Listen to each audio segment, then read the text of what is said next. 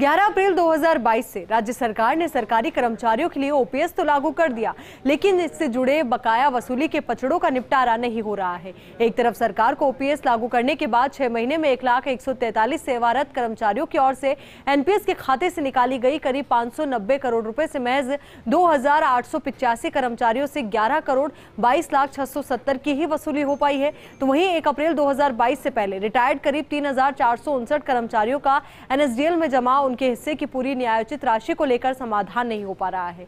देखिए ये special report.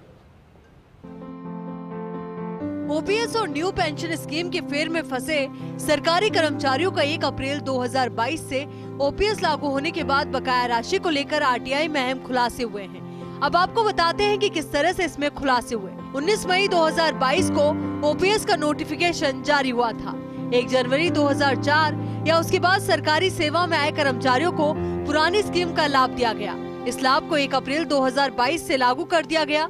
1 जनवरी 2004 या उसके बाद सेवा में आए सरकारी कर्मचारियों का मसला, इन सेवारत कर्मचारियों में 1,143 कर्मचारियों ने एनपीएस की अपनी 60% अंशधारिता में से करीब 590 करोड़ रुपए वापस ले लिए थे। इस पर वित्त विभाग ने नोटिफिकेशन जारी करके इन कर्मचारियों को निर्देश दिए। ओपीएस लागू हो गया तो एनपीएस की अपनी अंशधारिता से राशि वापस नहीं ले, जिन्होंने राशि ले ली है वे दिसंबर तक वापस जमा कराएं। इस पर आरटीआई से पता चला कि कुल 1,143 कर्मचारियों ने विड्रॉ की राशि, कुल निकाली गई राशि 590 करोड़, इसमें से सिर्फ 2,885 लोगों ने करीब 11 करोड़ 22,670 रुपए की राशि जमा कराई। उधर 1 जनवरी 2004 से 31 मार्च 2022 तक जो कर्मचारी और अधिकारी सेवा में थे और 1 अप्रैल 2022 से पहले सेवानिवृत्त हो गए, उनकी ओपीएस के तहत पेंशन निर्धारण का आया मसला। नई पेंशन स्कीम के कर्मचारी अब ओपीएस में आ गए हैं और उन्हें एनएसडीएल स्ट्रक्चर से राशि दिए जाने की मांग है, लेकिन इससे पूर्व उन्हें नई पेंशन स्कीम में उनकी 60% या जितना भी हिस्सा लिया है और 40% या से ज्यादा जितनी भी एन्युटी कराई है तो उनकी राशि जमा कराने की है बाध्यता। 1 अप्रैल 2022 के बाद ओपीएस अमल में आया। इसी तारीख से सरकार इस स्कीम के तहत पेंशन दे रही। इसके चलते जो 1 जनवरी 2004 के बाद सरकारी सेवा में आए हैं और 1 अप्रैल 2022 से पहले कभी भी रिटायर्ड हुए हैं, उनकी जितनी सर्विस लेंथ है उसके हिसाब से ही राशि मिलेगी, जिससे उनका बड़ा नुकसान होगा, क्योंकि इनमें जिसकी 10 साल से कम सेवा हो उसे पेंशन की जगह सर्विस ग्रेच्युटी देते हैं। जिसकी सेवा 28 साल या उससे ज्यादा है तो उसका अंतिम वेतन है उसका 50% पेंशन के रूप में दिया जाता है। अगर उसकी सेवा 28 साल से कम हुई तो उसी अनुपात में पेंशन घट जाएगी। किसी भी हालत में ये पेंशन 8,850 से कम नहीं होगी, लेकिन 10 साल की सेवा जरूरी है। ऐसे में जिसकी सेवा 9 साल है उसे बहुत बड़ा नुकसान होगा। ऐसे में 1 अप्रैल 2022 से पहले वाले रिटायरमेंट वाले को पेंशन का वास्तविक लाभ मिलना चाहिए। इससे उन्हें नुकसान हो रहा है। जो कर्मचारी ने सेवा में रहते हुए अपने हिस्से का पैसा 60% कटवाया वो पूरा नहीं दे रही सरकार। इसके पीछे अनुदानित कर्मियों को लेकर अदालती पचड़े का कारण माना जा रहा।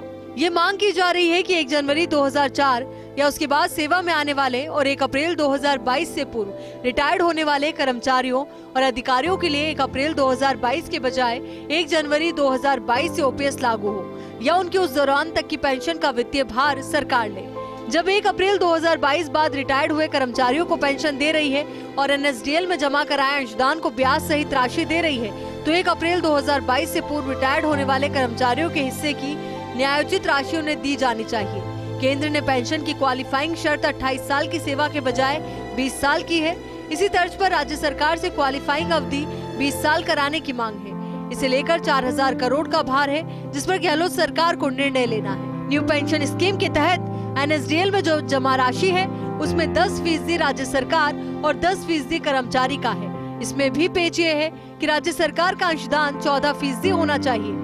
31 मार्च 2022 तक के आंकड़ों के अनुसार सरकार और कर्मचारी की इसमें कुल राशि 39,000 करोड़ रुपए, लेकिन ब्याज सहित राशि 41,000 करोड़ है। जब कभी 41,000 करोड़ से राशि आएगी तो कर्मचारी का हिस्सा सरकार देगी। 1 अप्रैल 2022 से राजस्थान में पुरानी पेंशन लागू कर दी गई है और 1 अप्रैल 2022 के बाद जो लोग रिटायर हुए हैं उनको पेंशन मिलना शुरू हो गई है।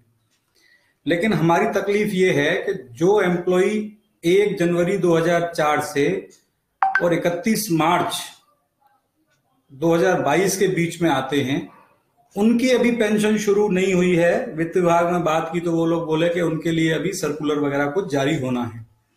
दरअसल 19 मई की अधिसूचना के अनुसार ये जो लोग हैं जो 1/4/22 से पहले रिटायर हुए हैं, एनपीएस के कर्मचारी हैं, अब ओल्ड पेंशन स्कीम में आ गए हैं, इन लोगों को जो कुछ भी एनएसडीएल, सीआरए, एनपीएस स्ट्रक्चर से इनको मिलेगा, जिसके अंदर 60% इनका पैसा और 40% एन्युटी, और यदि कोई पार्शियल विड्रॉ किया है तो वो भी, ये सब सरकार को जमा कराना पड़ेगा, तब जाकर कहीं इनको पेंशन मिलेगी।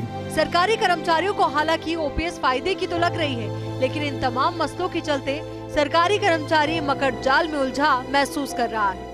अब गहलोत सरकार को जल्द ही इन मसलों को सुलझाना होगा, वरना ओपीएस लागू करने की मंशा सही अर्थों में पूरी नहीं हो सकेगी।